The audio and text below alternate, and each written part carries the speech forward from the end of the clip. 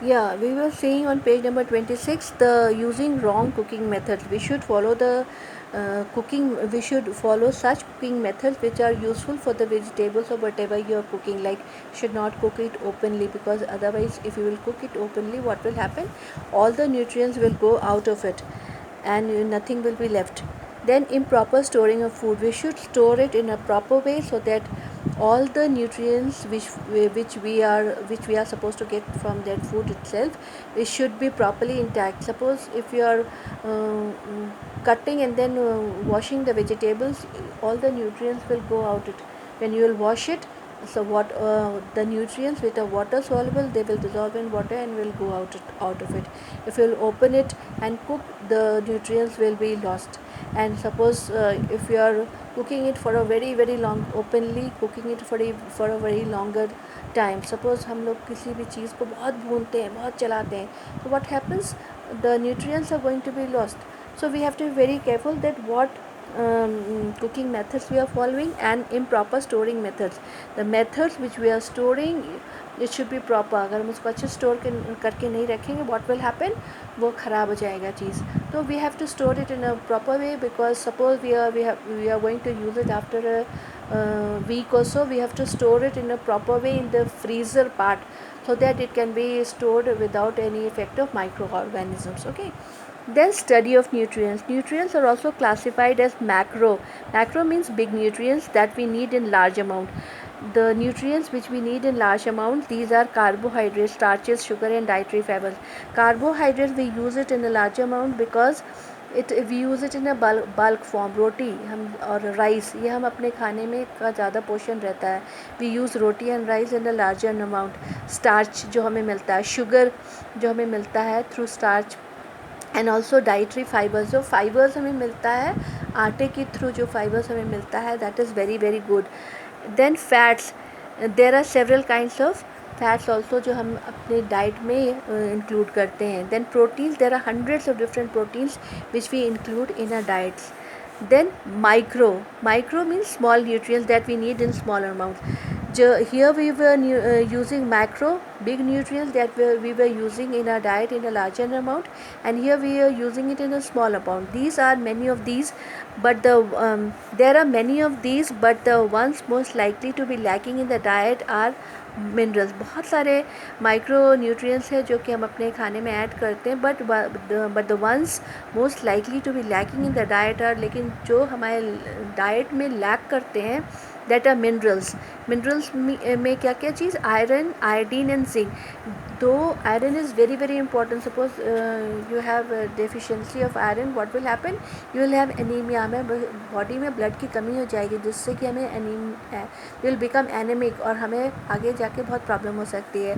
Iodine की कमी से गोइटर हो जाता है. जिंक भी हमारे खाने में बहुत small portion is required, but it is very very important. Then vitamin, vitamin A, B group, vitamin D, E, K and vitamin C. These are also very very important, because what happens, like here in the table you see macronutrients, carbohydrate we get energy, fats and oil energy, protein usually basically used for the bodybuilding, so it is very very important. Then water, regulation and bodybuilding. Water also helps in the regulation of the body digestive processes and also help in the bodybuilding. Then minerals, calcium, iron, iodine, these are used for bodybuilding as well as for the regulation of the body processes.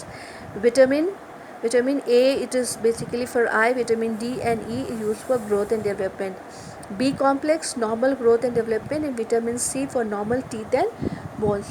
So you see every nutrient has got its own work to do, and every nutrient is important in its own way.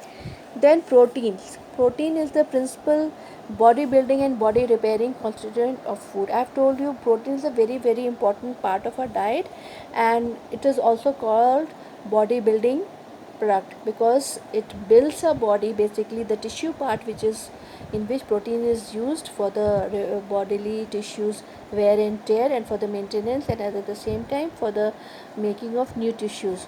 Although mineral constitutes constituents and water also enter into the construction of the tissues. Though apart from protein, mineral and water also used, they also help in the construction of the tissues.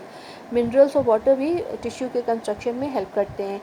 No other food constituent can replace protein, but protein protein does has its work very nicely, and it is a very important part of our diet, because कोई भी nutrient जो है इसको replace नहीं कर सकता. So it is essential to see that there is an adequate amount of it in the diet. इसलिए nobody can replace this protein, so it is very essential, so we should see that we should have the proper amount of it in our diet.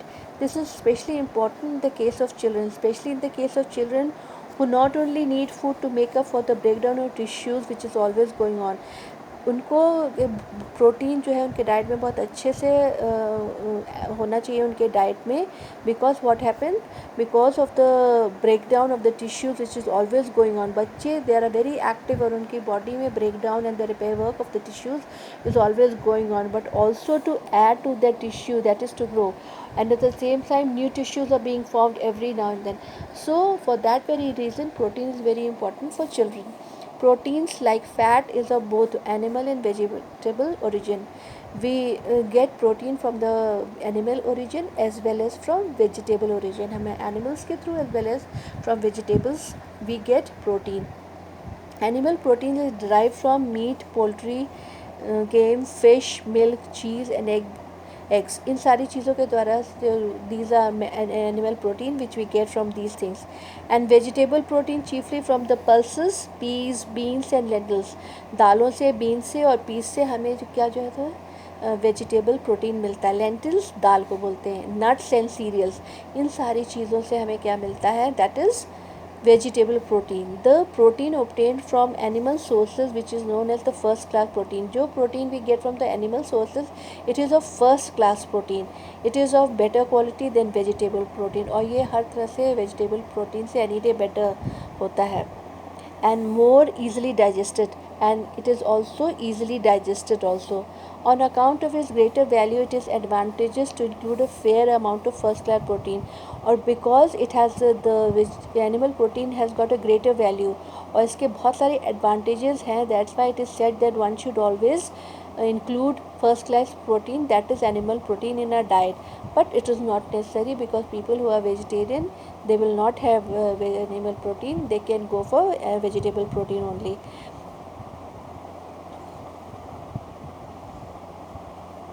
Protein is composed of carbon, hydrogen and oxygen along with nitrogen, sulfur and phosphorus. So the protein का composition क्या है? It is composed of carbon, hydrogen और oxygen and also with nitrogen, sulfur and phosphorus. Protein molecules are complex, long chain of protein molecules जो होते हैं, जो वो बहुत complex होते हैं, बहुत ज़्यादा एक दूसरे में उलझे हुए होते हैं और बहुत लेकिन इनको simpler form में करने के लिए ये छोटे form में जब divide होते हैं तो इनको हम अमीनो एसिड्स बोलते हैं. जो जिस फॉर्म में कई बार प्रोटीन हम लेते हैं वो अच्छे से हमारे शरीर में अब्जॉर्ब नहीं हो पाते हैं, एसिमिलेट नहीं हो पाते हैं, उनको जो है छोटे पार्टों में उनका डिवीज़न होता है, that is called amino acids, और फिर वो हमारे शरीर में अब्जॉर्ब कर लिए जाते हैं. Okay.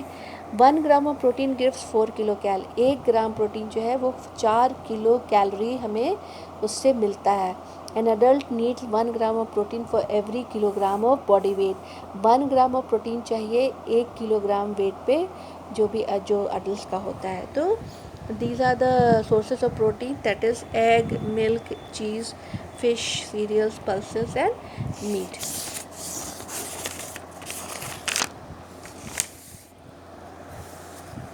Then protein deficiency diseases. What are the protein deficiency diseases? Protein की deficiency से क्या क्या हो जाता है? Abdominal enlargement, excessive loss in urine. क्या होता है कि abdominal enlargement में प्रॉब्लम हो जाती है, पेट की समस्या हो जाती है, जिसकी वजह से एब्डोमेन का एनलार्जमेंट हो जाता है, बड़ा हो जाता है, पेट बहुत बड़ा सा हो जाता है इसकी प्रॉब्लम, इसकी कमी की वजह से. Excessive loss in urine and diseases, और यूरिन से रिलेटेड बहुत सारी प्रॉब्लम हो जाती है, यूरिन में एक्सेसिव लॉस हो जाता है.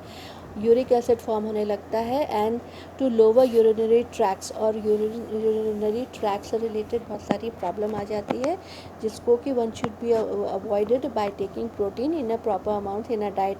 वॉमिटिंग होती है कई बार इसकी कमी से, डायरिया हो जाता है, नेफ्रोसिस।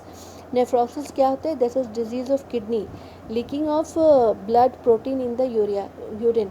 कई बार ऐसा होता है कि नेफ्रोसिस वाली प्रॉब्लम में क्या होता है, किडनी से रिलेटेड बहुत सारी प्रॉब्लम हो जाती हैं। हमारे डाइट में अगर किडनी के अगर प्रोटीन की मात्रा कम होती है तो उसमें क्या होता है, डिजीज़ ऑफ किडनी। इसमें क्या होता है कि ब्लड प्रोटीन जो होता है वो यूरिन में आ जाता है, यूरिन में ब्लड आ जाता है, जिसकी वजह से बहुत सारी प्रॉब्लम आ जाती है। ओडीमा क्या होता है? स्वेलिंग्स हो जाती है पैर में, और क्या कहते हैं, प्रोटीन की कमी से। एंड क्वाशियोकर, प्रोटीन मैल न्यूट्रिशन की वजह से बॉडी में कमी हो जाती है प्रोटीन की, और क्या कहते हैं, बॉडी वेट बढ़ जाता है या बॉडी वेट कम हो जाता है, वो द रीज़न। देन मेरास्मिक क्वाशियोकर में क्या होता है? Severe loss of body weight specially in children.